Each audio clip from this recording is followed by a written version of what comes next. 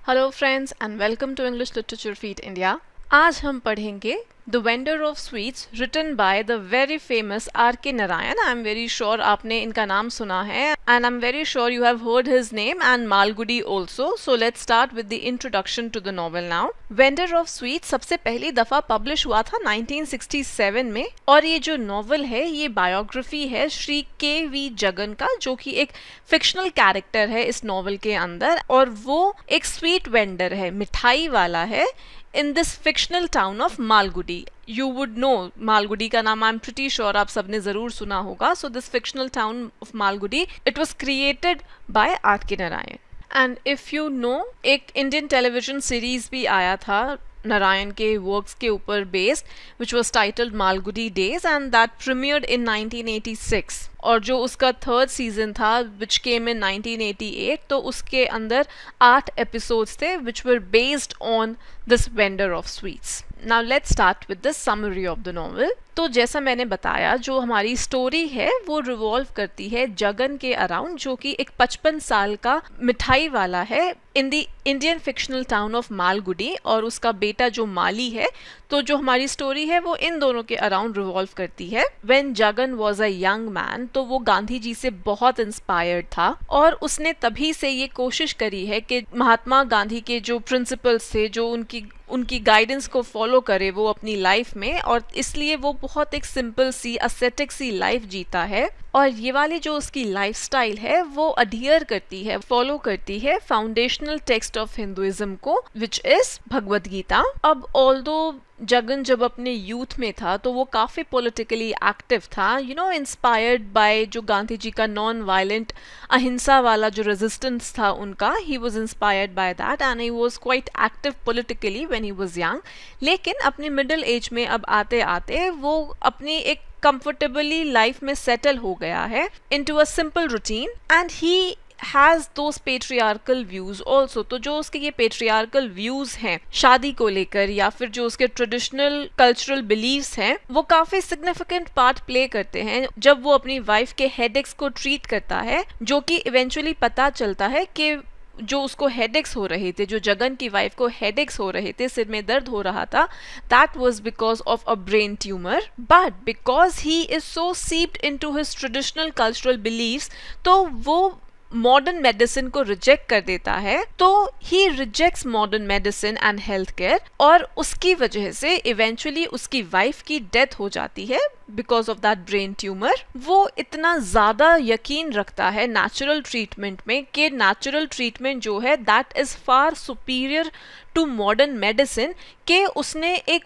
किताब भी लिखी होती है नेचुरोपैथी पे, लेकिन that book is yet to be published. वो किताब अभी पब्लिश नहीं हुई है। उसका ये जो विश्वास है कि हमारे शरीर के अंदर वो नेचुरल एबिलिटी होती है कि हम बीमारी से बाहर निकल सकें, टू ओवरकम इल हेल्थ।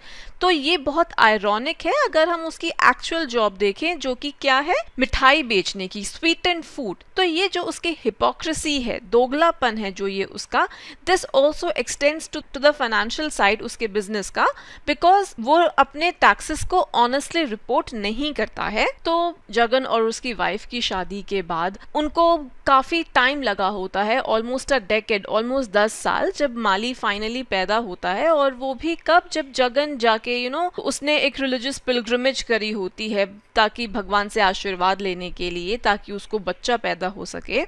माली बहुत छोटा होता है जब उसकी मदर की डेथ होती है और उसने देखा होता है, उसने फर्स्ट हैंड ये चीज़ विटनेस करी होती है कि कैसे उसके फादर ने मॉडर्न मेडिसिन को रिजेक्ट किया था उसकी माँ के ट्रीटमेंट के दौरान, और उसकी वजह से how she died. So that is not lost on the young Mali. तो जब माली बड़ा होता है वो सीक्रेटली प्लान बनाता है कि वो अमेरिका में पढ़ाई करने जाएगा ताकि वो उसकी जो ड्रीम है राइटर बनने की वो उसको परस्यू कर सके। और इस सीक्रेट प्लान का एक पार्ट ये भी है कि उसके जो फादर की सेविंग्स है वहां से पैसा चुराने की। तो अब जब माली वहां से अमेरिका से पढ़कर वापस इंडिया आता है, तो माली ऑफ कोर्स वो काफी वेस्टर्नाइज होकर और मॉडर्नाइज होकर वापस आता है। This can also be translated as कि वो ज्यादातर उन सब चीजों को रिजेक्ट करता है जिनमें उसका जो इतना ट्रेडिशनल कल्चर में बिलीव करने वाला जो उसका पिता है, जिन भी चीजों में वो बिलीव करता है, Mali rejects almost all of that. और तो और माली अपने साथ एक half American half Korean woman को भी लेकर आता है जिसको वो अपनी बीवी बुलाता है।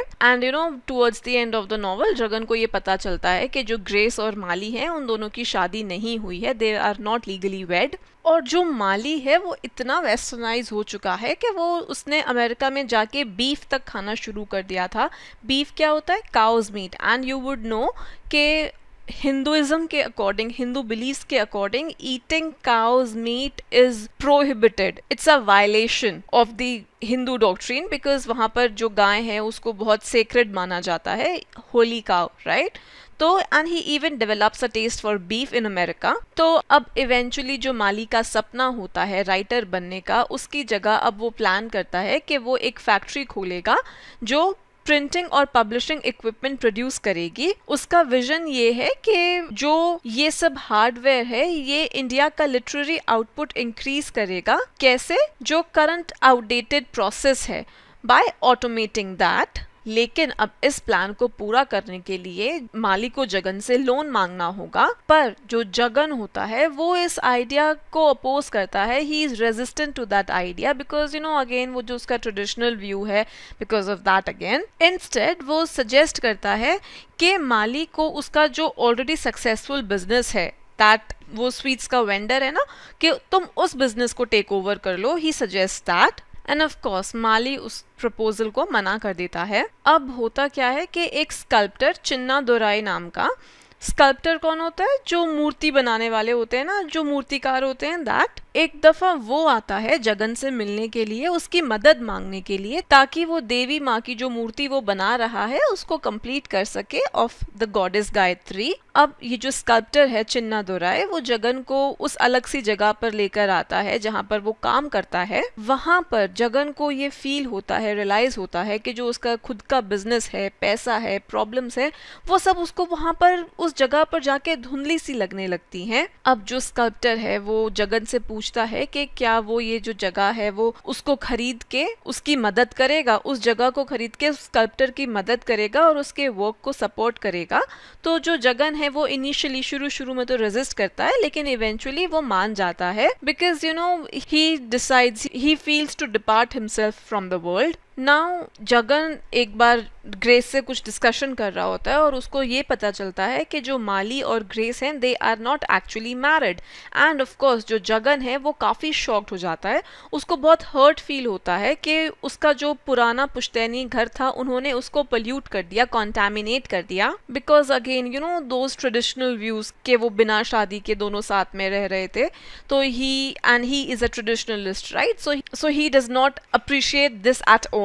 अब उसको अपने घर से वो कनेक्शन महसूस नहीं हो पाता और उसको लगता है कि यू नो कि ये जो घर है दैट हैज़ बीन पोल्यूटेड उसके सन की नेग्लिजेंस की वजह से, एथिकल नेग्लिजेंस की वजह से, और वो इस कारण ये रिजॉल्व करता है कि वो अपना काम और अपना ये घर और अपना जो भी उसका कारोबार वगैरह है वो सब छोड़कर चला जाएगा टू दैट ग्रोव जहाँ पर वो स्कल्प्टर है। और ऐसा करके वो जो वनप्रस्थ वाला हिंदू ट्रेडिशन होता है जहाँ पर आप मटीरियलिस्टिक वर्ल्ड से, सांसारिक दुनिया से छूट जाते हो, उससे विड्रॉ कर लेते हो और जो भी तुम्हारी रिस्पॉन्सिबिलिटीज हैं तुम दूसरे को आगे हैंड ओवर कर देते हो। तो ही थिंक्स के ऐसा करने से he will also be fulfilling that Hindu tradition. अब जगन प्रिपेयर कर रहा होता है वहां से जाने के लिए और उसका एक कजन आता है उसको ये बताने के लिए कि माली को पुलिस ने अरेस्ट कर लिया है because on charges of drunkenness और जो लॉस थे उनको वायलेट करने के कारण।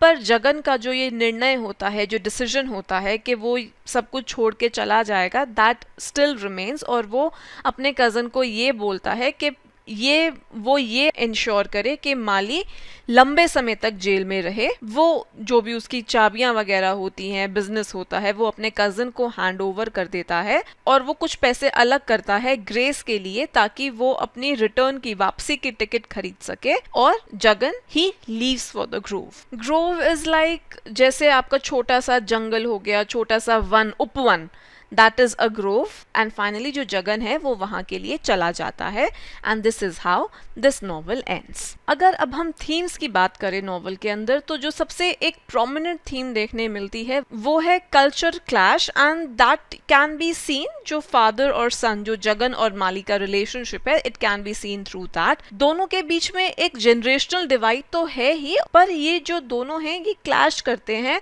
Over cultural divides, where traditionalism versus modernity is pitted against each other, या फिर western civilization versus the Indian civilization. Marriage is another very important theme जो नॉवल के अंदर निकल कर आती है। तो पूरे नॉवल में हम देखते हैं अलग अलग व्यूज मैरिज के बारे में, which are presented to us through the lives of the characters. Jagan और माली, इन दोनों के मैरिज को लेकर अलग अलग व्यूज रहते हैं दोनों के।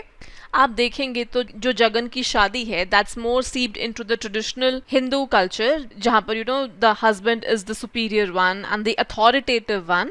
और माली को ये बहुत जल्द, मैंने बताया था आपको समरी के टाइम पर, दैट माली रियलाइजेस कि जो उसकी माँ की डेथ हुई है वो उसके फादर के कारण, उसके अथॉरिटेटिव नेचर के कारण हुई है उसकी माँ की डेथ, और वो अपने फादर को कभी माफ नहीं कर पाता अपनी माँ की डेथ के लिए। तो नॉवल के अंदर ट्रेडिशनल वेडिंग को दिखाया गया है कैसे कि जहां पर जो मेल्स हैं उनके पास अथॉरिटी और डोमिनेंस रहती है over the female partners. On the other hand, अगर आप माली और ग्रेस का रिलेशनशिप देखते हो तो of course they are not married, because वो एंड में पता चलता है कि ग्रेस और माली की शादी नहीं हुई है, पर जो उन दोनों का रिलेशनशिप है that is more based on equality.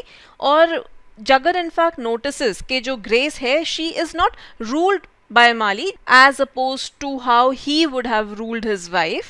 With this we come to the end of the video now. Please do like and comment on the video. If you're new to the channel, do not forget to subscribe. Thank you so much.